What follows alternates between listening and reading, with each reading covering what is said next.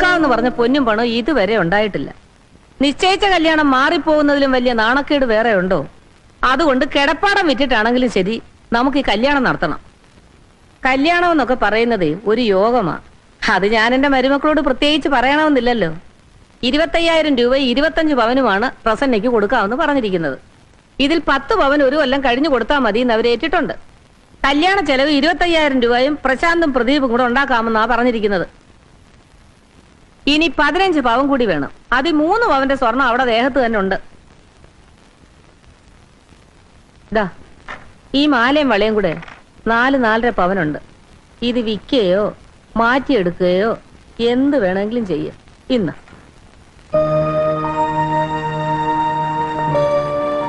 വിദ്യമോളെ, നിന്റെ അടുത്തുള്ള 10 പവനിൽ 8 പവനെങ്കിലും നീ പ്രസന്നയ്ക്ക് കൊടുക്കണം.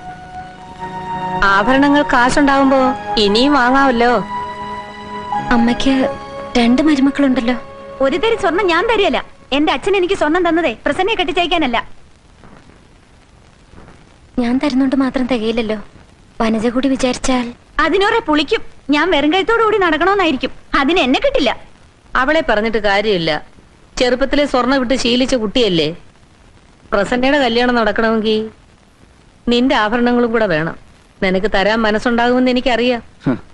ശാന്തേട്ടന്റെ കൈ നൂറ്റാവുന്നതിന്റെ മാക്സിമം ഊറ്റിക്കഴിഞ്ഞു. ഇനിയിപ്പൊ വിദ്യാർത്ഥിയുടെ കയ്യിലെ സ്വർണം മുഴുവൻ കൈക്കലാക്കാൻ വേണ്ടി എന്റെ അമ്മ സ്വന്തം മാല ഒരു മകളുടെ കല്യാണത്തിന് കൊടുക്കുന്ന ത്യാഗോജ്ജലമായ സെന്റിമെന്റൽ സീൻ കാണാൻ എന്ത് രസമായിരിക്കുന്നു. നനയുന്നിടം മാത്രം കുഴിക്കുന്ന ഈ കുബുദ്ധി നല്ലതല്ലമ്മേ. ശാന്തേട്ടാ, തന്റെ ഇഷ്ടം പോലെ അമ്മ എന്നെ ഇങ്ങോട്ട് തിരിച്ചു വിളിച്ചപ്പോഴേ തോന്നി ഇതുപോലെ എന്തെങ്കിലും ഒരു നല്ല ഉദ്ദേശം കാണുമെന്ന്. ഏതായാലും ഞാൻ കാരണം പ്രസന്നയുടെ കല്യാണം മുടങ്ങണ്ട. സ്വർണത്തെക്കാളും പണത്തെക്കാളും ഒക്കെ വലുതാണല്ലോ ഒരു പെൺകുട്ടിയുടെ ജീവിതം.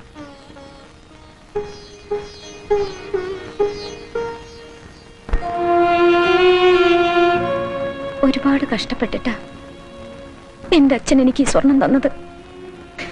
ഇന്നലെ വരെ ഈ വീട്ടിൽ ഈ സ്വർണത്തിന് ഒരു വിലയില്ലായിരുന്നു.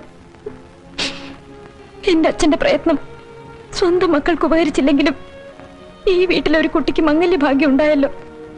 എന്റെ അച്ഛന്റെ ആത്മാവിന് പുണ്യം കിട്ടും.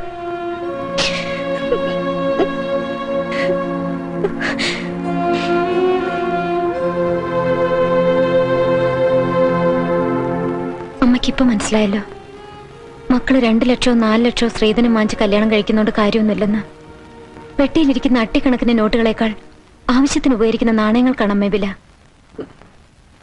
വന്നു കയറുന്ന പെണ്ണിന് സ്ത്രീധനം കൂടുതൽ വേണമെന്ന് വാശി പിടിക്കുമ്പോ അമ്മയ്ക്ക് ഒരു മോളുണ്ടെന്നുള്ള കാര്യം അമ്മ മറന്നുപോയി. പ്രസന്നെ,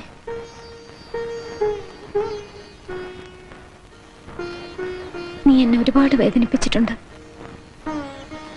എന്നാലും ഞാൻ തരുന്ന ഈ സ്വർണം കൊണ്ട് നിനക്കൊരു ജീവിതം ഉണ്ടാവുമെങ്കിൽ എനിക്ക് സന്തോഷമേ ഉള്ളൂ.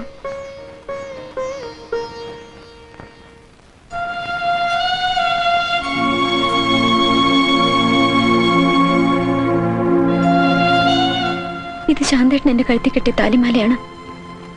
ഇത് പോയാലും ശാന്തേട്ടന്റെ പെങ്ങളുടെ കഴുത്തിലൊരു താലി ഉണ്ടാവും.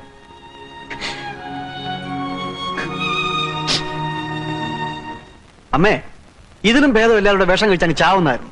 ആര് പറഞ്ഞു വേണ്ടെന്ന്? നിന്റെ നാക്ക് എവിടെ പോയടാ? ഇറങ്ങിപ്പോയോ? നിന്റെ മുമ്പിൽ നിന്നല്ലേ അവൾ ഇത്രയും പ്രസംഗിച്ചിട്ട് പോയത്? അതമ്മയ്ക്ക് കുറച്ചിലായി പോയെങ്കിൽ ആ സ്വർണ്ണം തിരിച്ചു തന്നേക്ക്. എന്നിട്ട് 2 ലക്ഷക്കാരനോട് മേടിച്ചോ.